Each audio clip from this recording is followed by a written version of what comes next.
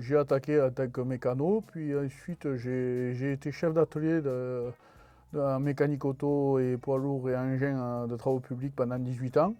Et de là, j'ai toujours travaillé par passion ou pour les collègues ou les amis ou sur les voitures de compétition. Et depuis 4 ans, j'ai lancé ma propre activité, l'atelier SV2T.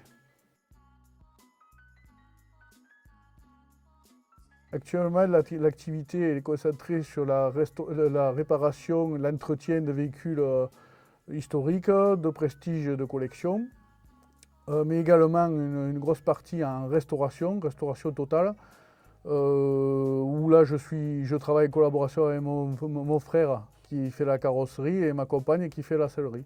Aujourd'hui, on peut proposer des projets complets de A à Z. Il y en a plusieurs parce que chaque fois les projets sont différents, donc les autos sont souvent tout aussi jolies pour nous les unes que les autres. Il y a déjà cette R5 Turbo là, qui est modèle, une réplique Tour de Corse. On a travaillé sur une Focus WRC, on a eu travaillé sur de la Ferrari, on a une Porsche aussi encore, une 2 litres de S. Voilà, et après de la Jaguar, de la Renault 8, il y a un peu de tout. Ben, je crois qu'en fait ça a démarré même avec jeunesse parce que j'avais déjà fait des tours dans le ventre de ma mère en buggy autocross. Donc je crois qu'on est né dedans. Alors je suis particulièrement attiré par les véhicules sportifs. Aujourd'hui, voilà, celle à laquelle je suis, l'R5 Turbo, c'est vraiment une voiture qui me plaît beaucoup.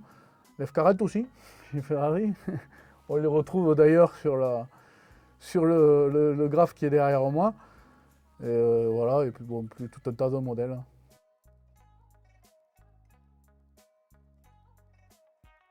Mais le fait de vouloir travailler dans ce métier aussi, c'est intéressant parce qu'on est obligé de faire beaucoup de recherches. Ces recherches elles nous amènent soit à rencontrer des personnes, et notamment quand on est toujours dans le milieu du rallye, on a eu l'occasion de rencontrer les vrais animateurs, quoi. Didier Auriol qui nous a bien aidé justement sur ce projet. Daniel Elena, après les techniciens aussi, il ne faut pas les oublier. J'ai pu travailler avec Oreca et ce genre de structure, donc c'est toujours intéressant et bénéfique.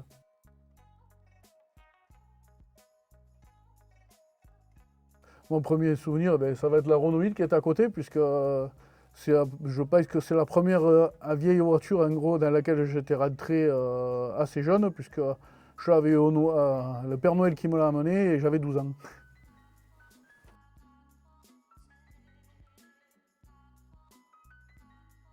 Oui, on est en contact avec les clubs du coin surtout, parce qu'on est plus ou moins du sud Aveyron.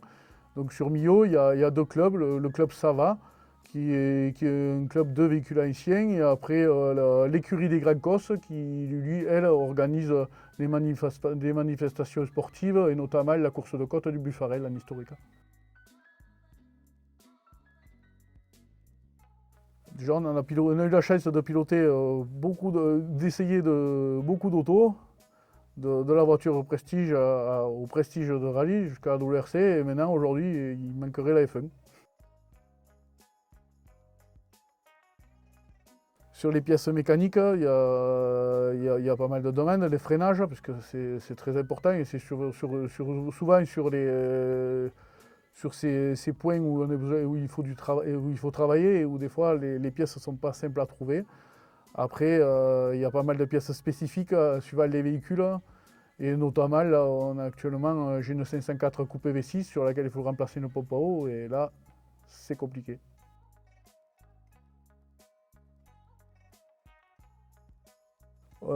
J'ai rencontré à l'époque, surtout Christian, tout à fait par hasard, en fait, en mangeant à table et en discutant de tout et de rien, sur un rassemblement Renault, juste tout près, là, à Sévérac-le-Château. Et ensuite, Christian a accroché, nous aussi, et il nous a proposé de participer avec lui au salon Époque Auto, où on a participé à 2 reprises avec lui, donc en 2022 et 2023.